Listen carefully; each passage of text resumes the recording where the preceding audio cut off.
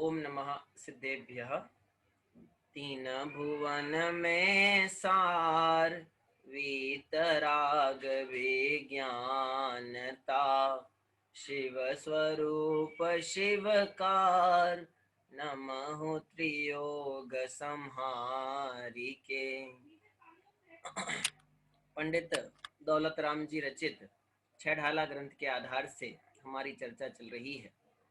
चौथी ढाल के अंदर छंद क्रमांक 4 और 5 की हमने कल चर्चा की थी। दौलत राम जी ने बहुत अच्छे से ज्ञान की महिमा को यहाँ पर प्रकट किया है। ज्ञान मुक्ति का साक्षात कारण है, हमारे सुख का हेतु है। बिना ज्ञान के किया गया तपश्चरण वह सब जितना कर्म खिराता है, ज्ञानी के उतने कर्म तो क्षण मात्र में खिर जाते हैं। ऐसी बहुत सी चर्चा यहाँ पर दौलत राम जी ने प्रस्तुत की। फिर हमने समझना प्रारंभ किया कि वह आत्मज्ञान, वह भेद विज्ञान कैसे प्राप्त हो सकता है। तो छठवें छंद की चर्चा हमारे सामने आई, जहां दौलत राम जी ने लिखा, ताते जिनवर कथित तत्व अभ्यास करीजे। इसलिए जिनेन्द्र भगवान के द्वारा बताए गए तत्व का अभ्यास करना चाहिए। फिर आगे कहा कैसा अभ्यास करना, तो लिखा संशय विभ्रम मोह त्याग। ज्ञान के तीन दोष बताए गए, संशय, विभ्रम और मोह। इन तीनों दोषों को त्याग कर हमें ज्ञानाभ्यास करना चाहिए। कल भी ये हमने चर्चा की थी और अंतिम में प्रश्न भी आया था। तो अपन इस विषय को एक बार फिर समझने का प्रयास करते हैं। ये ज्ञान के दोष क्या होते हैं। ज्ञान तो वैसे वास्तव में निर्दोष है, परंतु श्रद्धा और चारित्र, या मूल पने कहो तो श्रद्धा, श्रद्धा गुण की विपरीतता के कारण से ज्ञान गुण में भी विपरीतता आती है। इसलिए ज्ञान गुण क्षयोपशमिक दृष्टि से, अर्थात केवल ज्ञान में दोष नहीं लगते, प्रत्यक्ष ज्ञान में दोष नहीं लगते, जो परोक्ष ज्ञान है ना, मति और श्रुत, उनमें ये दोष लगते हैं। कौन से? संशय, विभ्रम और मोह। इनको हम न्याय की भाषा में नाम देवें तो न्याय में इनके नाम मिलते हैं संशय, विपर्यय और अनध्यवसाय। ये तीन नाम हमको न्याय शास्त्रों में मिलते हैं। ये तीन दोष जिस ज्ञान में लगे हों वो ज्ञान कहलाता है अप्रमाण, मिथ्या ज्ञान। और ये तीन दोष जिस ज्ञान में नहीं होवे उस ज्ञान को क्या कहते हैं? प्रमाण ज्ञान या सम्यक ज्ञान। अब इन तीन दोषों की चर्चा करते हैं। तो सबसे पहला दोष है संशय। हमारे न्याय शास्त्रों में एक बहुत गजब का न्याय ग्रंथ है जिसका नाम है न्याय दीपिका। आचार्य अभिनव धर्म भूषण यति उसके रचयिता हैं। उन्होंने उस ग्रंथ में ये संशय, विपर्यय, अनध्यवसाय की परिभाषाएं बताई हैं। संशय किसे कहते हैं? तो वे कहते हैं विरुद्धानेक कोटि स्पर्शी ज्ञानम संशयः। मैं इसकी सरल हिंदी करता हूं आपके सामने। विरुद्ध अनेक प्रकार का अनिर्णय रूप ज्ञान संशय कहलाता है। यानी किसी वस्तु के संबंध में जब हम फाइनल डिसीजन नहीं ले पाते हैं कि सही क्या है, गलत क्या है। कल मैंने 2-3 दृष्टांत दिए थे कि अंधेरे में रात के समय जब पांव आपका चलते चलते किसी नरम नरम गोल गोल वस्तु के ऊपर पड़ा तो तुरंत दिमाग में बत्ती जली कि ये तो सांप है। नरम नरम है, गोल गोल है, लंबा लंबा है, सांप है। अंधेरे का मौसम, अंधेरा है, बारिश का मौसम है, तो हो सकता है, क्या आश्चर्य है। तो एकदम आप डर जाते हैं, भयभीत हो जाते हैं। ठीक है, जब तक आपके ज्ञान में ये ऊहापोह चल रही है, ये कंफ्यूजन चल रहा है, क्या है, सांप है, रस्सी है या कुछ और है, ये जो अनिर्णय की अवस्था है, इस ज्ञान को कहते हैं संशय। ये ज्ञान का दोष है। जब तक ज्ञान में अनिर्णय रहेगा तब तक ज्ञान सम्यक ज्ञान कैसे कहा जाएगा? इसलिए जब तक कंफ्यूजन चलता रहे तब तक संशय की अवस्था बनी रहती है। समझ में आ गया। अब दूसरा होता है ना, कई बार हमको ऐसा कि आप कहीं खाना खाने जाएं शादी ब्याह के मौके पर, और वहां तो ठेके में खाना बनाने के लिए दिया जाता है, तो न जाने कैसी सामग्री वो लोग यूज करते हैं, प्रयोग में लेते हैं। तो आपने दाल ली और दाल के ऊपर काला काला काला काला कुछ दिख रहा था, तो आपको डर लगा कि दाल के अंदर कहीं कीड़ा तो नहीं है, कोई धनेरा तो नहीं है। फिर आपने उसको चम्मच में लिया, ध्यान से देखा, बारीकी से देखा। तो जब तक आप निर्णय तक नहीं पहुंच पा रहे, तब आपके मन में दो विकल्प चल रहे हैं, ये है और नहीं है, दोनों में से कोई एक ऑप्शन सेलेक्ट करना है। तो जब हम ये दोनों ऑप्शन के बीच में, दो तो मैंने बता रहा हूं एग्जाम्पल में, और भी लगा सकते हैं, दो नहीं हजारों ऑप्शन के बीच में जब हम डिसीजन नहीं ले पाते हैं, तो उस दशा को कहते हैं संशय। जैसे स्वर्ग है या नहीं है, मोक्ष होगा कि नहीं होगा, कौन सा धर्म सच्चा है, यही है कि दूसरा है, कि वो है कि वो है कि वो है, फला फला कौन से बाबा जी सच्ची बात कर रहे हैं, कौन सी जिनवाणी अच्छी है, कौन सा आगम पढ़ने लायक है, किस किस की बात सुने। ये जो अनिर्णय की अवस्था है, इसका नाम है संशय की अवस्था। ये सम्यक ज्ञान की प्राप्ति नहीं होने देगी। जब तक संशय रहेगा तब तक सम्यक ज्ञान नहीं होगा। और दूसरे नंबर का दोष है विपर्यय। विपर्यय, विपर्यय का मतलब होता है अगेंस्ट जाकर के, यानी वस्तु का जैसा स्वरूप है उससे विपरीत मान लेना। आचार्य देव लिखते हैं, विपरीत एक कोटि स्पर्शी ज्ञानम संशय। संशय में विपर्यय, संशय में अनेक प्रकार का ज्ञान था, विपर्यय में एक ही प्रकार का ज्ञान है। अब उसने पक्का कर लिया कि हाँ ये सांप ही है। अब थी रस्सी, परंतु उसका जो नरम पना, लंबा पना, उसको देख कर, उसको महसूस करके ऐसा लगा कि ये पक्के में पक्का कौन है, सांप ही है। तो वो डर जाता है, भागने लगता है। ये विपर्य ज्ञान है। जैसा उसका स्वरूप नहीं है उसको वैसा मान लिया, इसका नाम क्या है, विपर्यय। विपर्यय नाम का ज्ञान। संशय से ज्यादा खतरनाक विपर्यय है, क्योंकि संशय में तो आप डिसीजन नहीं ले पा रहे हैं, और विपर्यय में आपने गलत डिसीजन ले लिया, गलत पक्का कर लिया कि यही धर्म सच्चा है, यही पक्का है, इसी से मोक्ष होगा, कोई स्वर्ग मोक्ष नहीं होता, सब फालतू की बातें, इत्यादि इत्यादि जो मन में कल्पनाएं चलती हैं, विकल्प उठते हैं, ये विपर्यय नाम का ज्ञान है।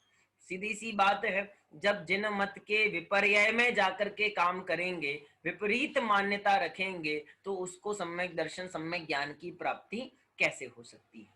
तीसरा ज्ञान है अनध्यवसाय। अनध्यवसाय ज्ञान को समझाते हुए आचार्य देव लिखते हैं कि जैसे बहुत बढ़िया एग्जाम्पल शास्त्रों में दिया है कि जैसे हम कभी गांव में जाते हैं, तो आजकल तो बड़े बड़े पक्के रोड बन गए, सीमेंट के या कंक्रीट के, लेकिन पहले पगडंडियां होती थी, पतले पतले रास्ते। उन पतले पतले रास्तों के अंदर हम जा रहे हैं, गाड़ी में, बाइक पर बैठे हुए हैं, स्कूटी पर बैठे हुए हैं, और साइड साइड में खेत हैं बढ़िया, उन खेतों में घास लगी हुई है, और वो घास चलते चलते चलते चलते हमारे को टकराती है ना। तो उनमें से ही कोई घास हमारे हेलमेट के अंदर लग गई, हमारे कपड़े के अंदर लग गई, और घर आए तो उसने पूछा किसी ने, भाई ये कहाँ लगवा के आए तुम, ये हेलमेट में घास कहाँ लगवा, कहीं गिर गए थे क्या? नहीं नहीं, कहीं नहीं गिरे। तो रास्ते में चलते चलते कहीं लग गई होगी, कहाँ लगी वो नहीं पता, कहीं लग गई होगी। बच्चे जब खेलते हैं तो खेलने में इतने मस्त हो जाते हैं कि उनको चोट लग जाती है और खून निकलने लगता है, पर खबर नहीं पड़ती, उपयोग उस तरफ नहीं जाता, दर्द नहीं होता, क्योंकि ज्ञान उपयोग पूरा का पूरा कहाँ लगा है, खेलने में। फिर दूसरा बच्चा चिल्ला के, ये देख देख तेरे पाँव में चोट लगी, खून निकल रहा है, तो उसको दर्द का एहसास होता है। ये कैसे हो गया? ये ऐसे हुआ कि हमारा वो जो विषय था, उस विषय की तरफ रुचि ही नहीं है, इंटरेस्ट ही नहीं है, उपयोग ही नहीं जा रहा। इसलिए आप जानते हैं सूतक और पातक की जो व्यवस्था है वो इसीलिए बनाई गई है श्रावकों के लिए, क्योंकि जब हमारे घर में कोई शोक का मौका आता है, अवसर आते हैं, या कोई हर्ष के अवसर आते हैं, दोनों स्थितियों में हमारा पूरा ध्यान कहाँ जाता है, उसी तरफ जाता है। इसलिए निषेध किया कि ऐसे टाइम पे जिनवाणी को हाथ नहीं लगाना। हाथ नहीं लगाने का मतलब है कि जिनवाणी नहीं पढ़ना। क्यों नहीं पढ़ना? क्योंकि आप पढ़ोगे हाथ में लेके जिनवाणी और दिमाग जाएगा वो जो चला गया उसके लिए, वो जो नया आया है उसके लिए। अब क्या करेंगे, अब क्या प्लानिंग होगी, अब कैसे चलेगा, ये नए आने वाले की प्लानिंग और जो चला गया उसकी प्लानिंग। इसके लिए अविनय मत करो। जिनवाणी हाथ में लेते हो और विचार उसके करते हो, ये अविनय है जिनवाणी का, इसे निषेध कर दिया। भगवान की प्रतिमा का स्पर्श मत करो, इत्यादि इत्यादि। ये सब क्या है? हमारा उपयोग किसी एक विषय पे इतना टिक जाता है, रुक जाता है, कि बाकी सारे विषय सामने होते हुए भी हमारे ख्याल में नहीं आते। इसका नाम है अनध्यवसाय। अनध्यवसाय यानी ज्ञान इतना केंद्रित है किसी एक के लिए कि बाकी सारे ज्ञेय जानते हुए भी जानने में नहीं आते। ये अनध्यवसाय नाम का दोष है। ज्ञान का दोष कहा गया है इसको भी। क्यों? क्योंकि ज्ञान ने ज्ञेय को विषय तो बनाया, परंतु वह ज्ञान धारणा तक नहीं पहुंचा, यानी उस ज्ञान का हम याद स्मृति नहीं बन पाई। इसलिए उस ज्ञान को उसको ये अनध्यवसाय को भी ज्ञान का दोष कहा गया। इस तरह हमारे न्याय शास्त्रों में, हमारे नहीं अनेक दर्शनों के न्याय शास्त्रों में ज्ञान के ये तीन दोष बताए गए हैं: संशय, विपर्यय और अनध्यवसाय। मेरे को जहां तक लगता है कि शायद आप लोगों ने भी ये नाम शायद पहले कभी ना सुने हो, लेकिन ये चर्चा हमारे शास्त्रों में आई है, क्योंकि न्याय शास्त्र जो होते हैं वो अधिकतम हमारे पढ़ने में नहीं आते। जो लोग इस जैनिज्म की, जैन विद्या की पढ़ाई गंभीरता से करते हैं, सिलेबस के रूप में करते हैं, उनके अध्ययन के लिए न्याय शास्त्र अवश्य पढ़ने जरूरी होते हैं। तो इसलिए आप लोगों के पढ़ने में नहीं आए होंगे, इसलिए आपने कभी ये नाम नहीं सुने होंगे। चले, संशय, विपर्यय और अनध्यवसाय, इन तीनों का क्या करना है? त्याग करना है। तो उससे क्या प्राप्त होगा? तो लिखते हैं संशय विभ्रम मोह त्याग आपो लख लीजिए। अपने स्वरूप की प्राप्ति हो सकती है। कैसे हो सकती है? कि जब आपको डाउट नहीं रहेगा कि ज्ञान यहाँ है कि इंद्रियों में है। जानता कौन है? इंद्रियां जानती है कि मैं जानता हूं, ये संशय नहीं रहा। विपर्यय, कैसा विपर्यय? कि ज्ञान यहाँ ही है, इंद्रियों में यहाँ ज्ञान नहीं है, इंद्रियां नहीं जानती, ये विपर्यय भी चला गया। फिर तीसरा नंबर अनध्यवसाय, कोई भी जानता हो, हमें क्या फर्क पड़ता है, कोई भी भगवान हो, हमें क्या फर्क पड़ता है, ये अनध्यवसाय। अनिर्णय और उससे भी ज्यादा अरुचि, कोई विकल्प ही नहीं उठ रहा, ये अरुचि भी नहीं रही। जब ये तीन दोष नहीं रहते हैं तो आपो लख लीजिए, अपने स्वरूप की प्राप्ति हो सकती है। यहाँ दौलत राम जी ने छठवें छंद की पहली दो पंक्तियों में हमको प्रेरणा दी है। इसलिए जिनवर के द्वारा कहे गए तत्व का अभ्यास करना चाहिए। दूसरा नंबर, संशय विपर्यय अनध्यवसाय, या वहां की भाषा में कहें तो संशय विभ्रम मोह का त्याग करना चाहिए। और तीसरा नंबर, आत्मा की प्राप्ति का प्रयास करना चाहिए। आत्मा को प्राप्त करना चाहिए, देखना चाहिए, उसको लक्ष्य बनाना चाहिए। ये तीन बातें ये छठवें छंद की दो पंक्तियों में हमारे सामने आई। अब देखते हैं अगली दो पंक्तियों में दौलत राम जी हमको क्या बता रहे हैं। बहुत बढ़िया विषय यहाँ पे फिर आने वाला है। इसको हम कहेंगे बोधि दुर्लभ भावना। अब जो चल रही है ना दो तीन छंदों में, वो बोधि दुर्लभ भावना है। तो पहले छठवें नंबर का छंद की आखिरी दो पंक्तियां पढ़ते हैं। यह मानुष पर्याय सुकुल सुनि वो जिनवाणी, इह विधि गए न मिले सुमणि ज्यों दधि समानी। क्या लिखा? यह मानुष पर्याय, अर्थात हम सभी मनुष्य हैं, तो हमको संबोधन करते हुए कहा है कि सुनो, यह मनुष्य पर्याय जो हमको मिली है, और क्या क्या मिला है? सुकुल, उच्च कुल की प्राप्ति हुई है, नीच कुल में पैदा नहीं हुए। फिर क्या मिला? सुनी वो जिनवाणी, जिनवाणी सुनने मिली है। तीन बातें कही, क्या क्या? मनुष्य पर्याय, उच्च कुल, और जिनवाणी का सुनना। ये तीन ही नहीं समझना, इनके अंदर हजार बातें सम्मिलित हैं। मनुष्य पर्याय की प्राप्ति हो जाने मात्र से क्या होता है ना? मनुष्य पर्याय तो बहुत से जीवों को मिली है, तो हमें मिली, इसमें क्या आश्चर्य की बात करते हैं कि नहीं, केवल मनुष्य पर्याय नहीं मिली, सुकुल मिला है। आप जानते हैं हमारी जाति कौन सी है? तो आप सब लोग कहेंगे हम सब जैन हैं। जैन जाति नहीं है, नाम कर्म के अंदर एक जाति नाम का कर्म है, पढ़ा है? गति, जाति, शरीरांगोपांग तत्वार्थ सूत्र ग्रंथ का सबसे बड़ा सूत्र है, जहां नाम कर्म की 93 प्रकृतियों को गिनाया गया है। तो उसमें दूसरे नंबर का शब्द है गति, दूसरा शब्द है जाति। तो कौन सी जातियां होती हैं? तो बोले 5 जाति होती है। कितनी? 5। कौन कौन सी 5? एक इंद्रिय, दो इंद्रिय, तीन इंद्रिय, चार इंद्रिय और 5 इंद्रिय। ये 5 जातियां शास्त्रों में कही गई हैं। तो हमारी जाति कौन सी है? पंचेंद्रिय जाति। पंचेंद्रिय जाति सबसे उत्कृष्ट जाति है हमारी, इस जाति की अपेक्षा। फिर यहाँ कह रहे हैं कुल की अपेक्षा।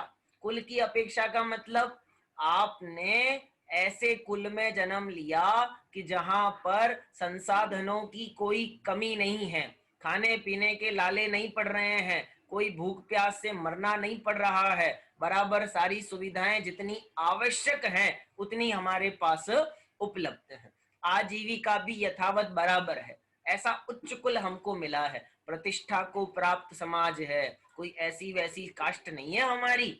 और सुनो, केवल पंचेंद्रिय होने से काम नहीं चलता, हम संगी हैं।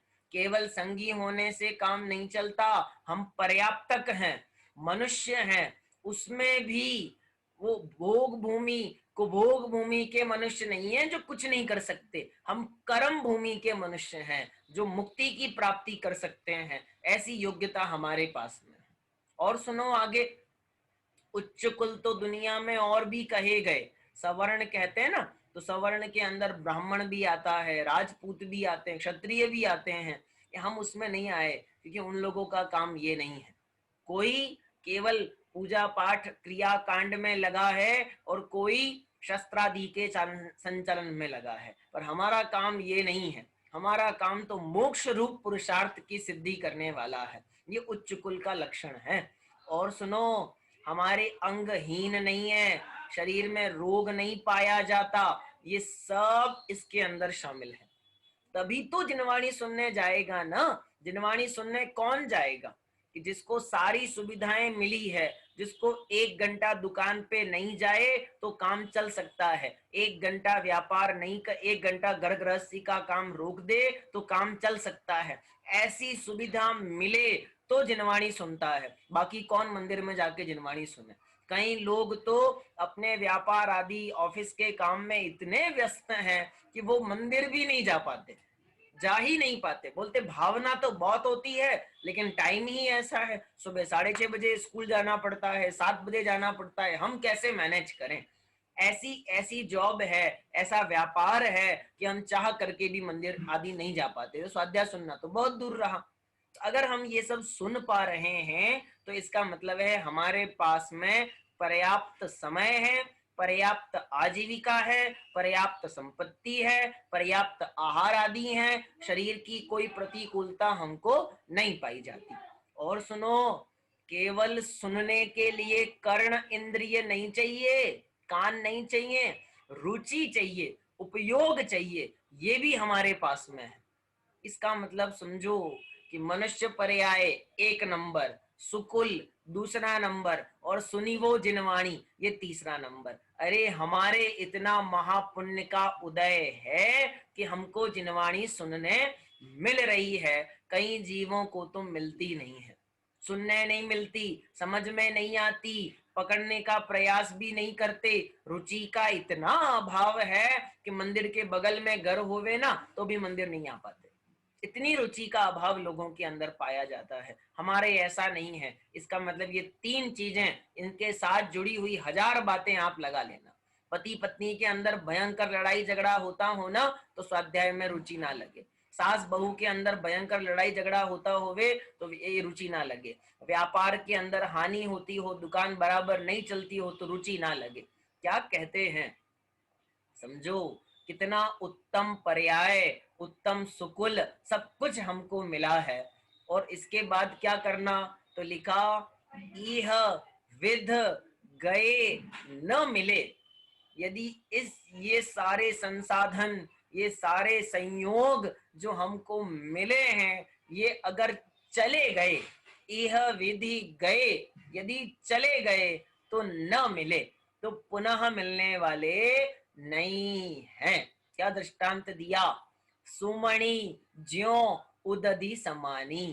जैसे किसी व्यक्ति को किनारे पर बैठे बैठे समुद्र की लहरों के बीच में से कोई रत्न हाथ लगा।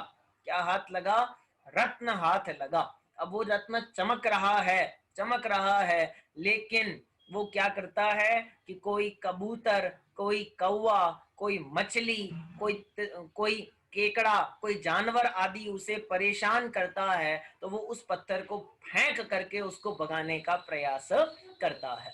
अब वो कीमती रत्न जो उसके महापुण्य से उसके हाथ में आया समुद्र के अंदर से निकल करके, और उसने उसे पुनः कहाँ फेंक दिया, समुद्र में। अब कब मिलेगा वापिस, कब मिलेगा, मिलेगा भी कि नहीं मिलेगा।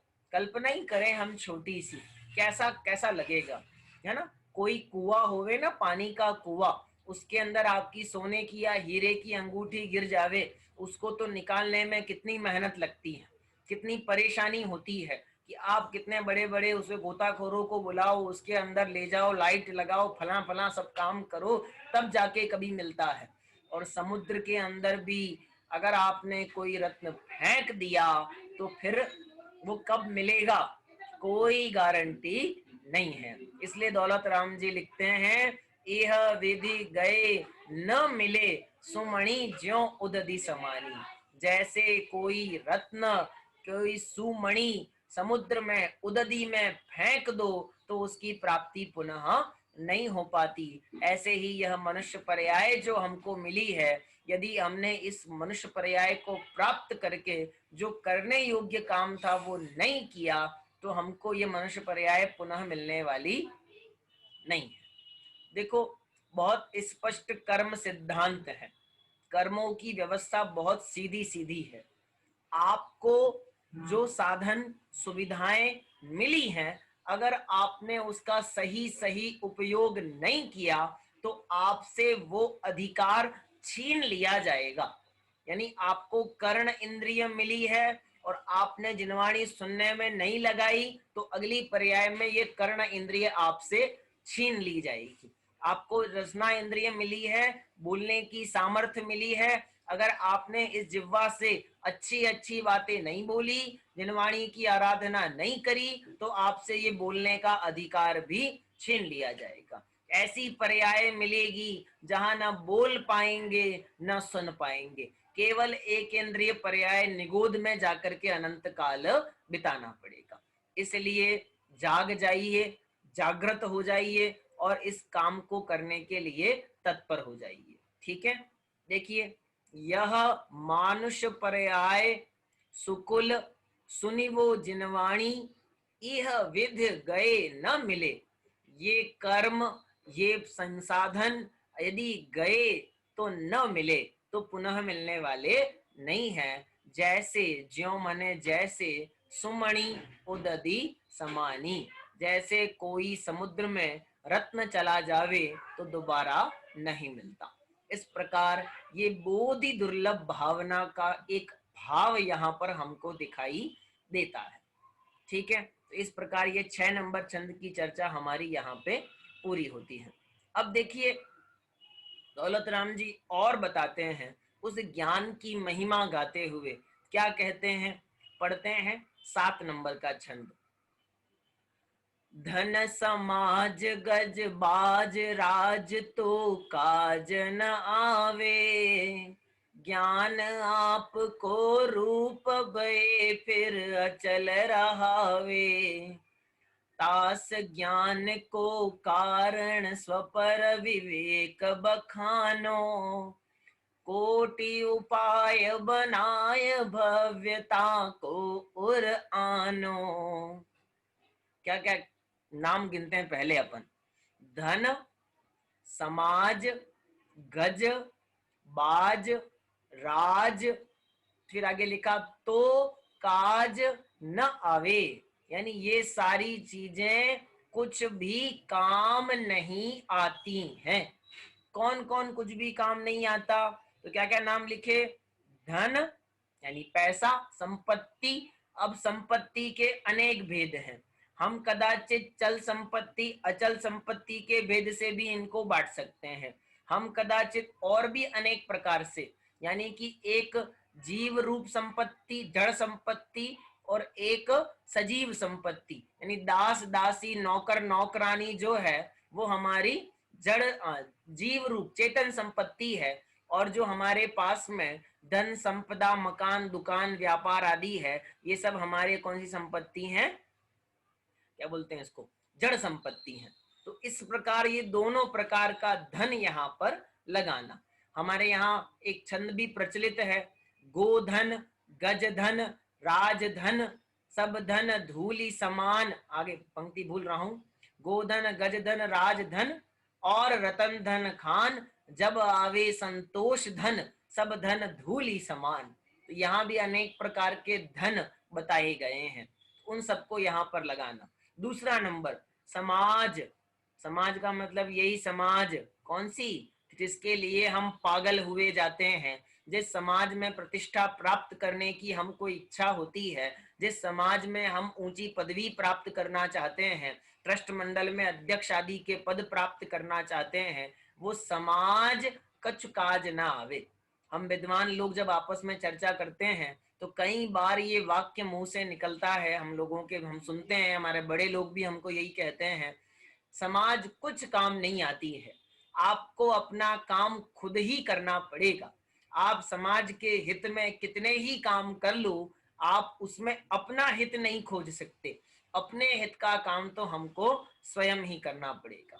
फिर दो नाम और लिखे, गज और बाज। गज और बाज आज की भाषा में थोड़ा कठिन है।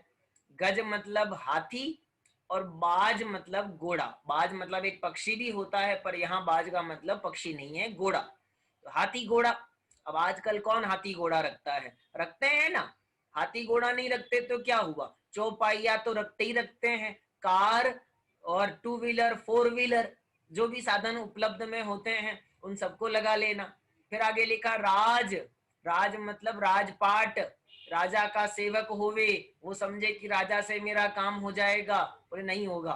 कोई अच्छी प्रतिष्ठा को प्राप्त नेता का संपर्क, नेता का पीए हो, उसका पड़ोसी हो, उसके संपर्क में रहने वाला हो, स्वयं नेता हो, और समझे कि मेरी पार्टी सत्ता में है, मेरा काम हो जाएगा, नहीं होगा।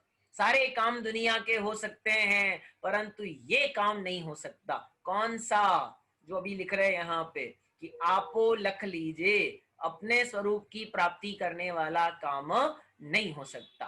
तो क्या क्या काम नहीं आएंगे, तो सीधी भाषा में कहूं तो कोई भी काम नहीं आएगा। धन समाज गज बाज राज तो काज न आवे, कुछ भी काम आने वाले नहीं है। फिर आगे सुनो क्या लिखा, ज्ञान आपको रूप भये फिर अचल रहावे।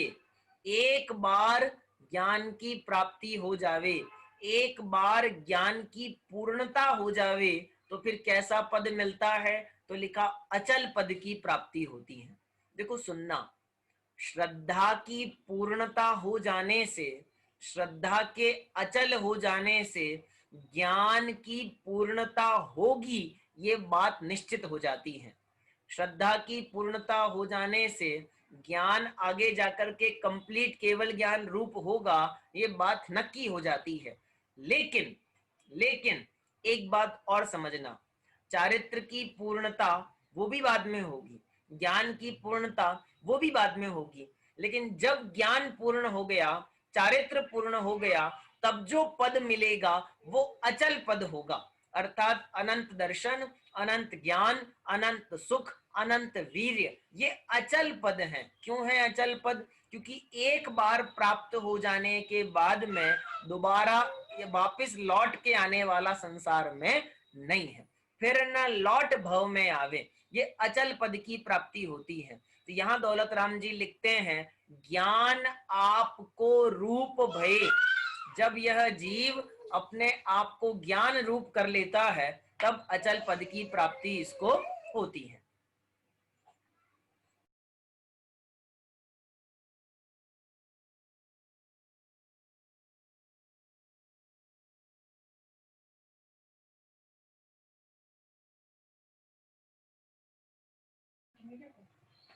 हाँ, थोड़ी देर क्षमा चाहता हूँ। ज्ञान आपको रूप भय, अर्थात जब यह जीव अपने को ज्ञान स्वरूप कर लेता है, अपने को ज्ञाता दृष्टा मान लेता है, मोहादि विकल्पों का अभाव करता है, राग द्वेषादि नहीं करता, तब कैसे पद की प्राप्ति होती है? तो लिखा अचल पद की प्राप्ति होती है। इतनी सारी चर्चाएं करने के बाद फिर एक बार मन में वही प्रश्न खड़ा हुआ, उस ज्ञान की प्राप्ति कैसे होगी? हमें अचल पद की प्राप्ति कैसे होगी? हमें वो ज्ञान जो सुख का कारण है, जिसकी आप इतनी महिमा गा रहे हो, वो ज्ञान की प्राप्ति कैसे होगी? उसका कारण क्या है? तो दौलत राम जी फिर उसकी चर्चा करते हैं और फिर कहते हैं, तास ज्ञान को कारण स्वपर विवेक बखानो, और अगली पंक्ति में प्रेरणा देते हुए कहते हैं, कोटि उपाय बनाय भव्य ताको उर आनो।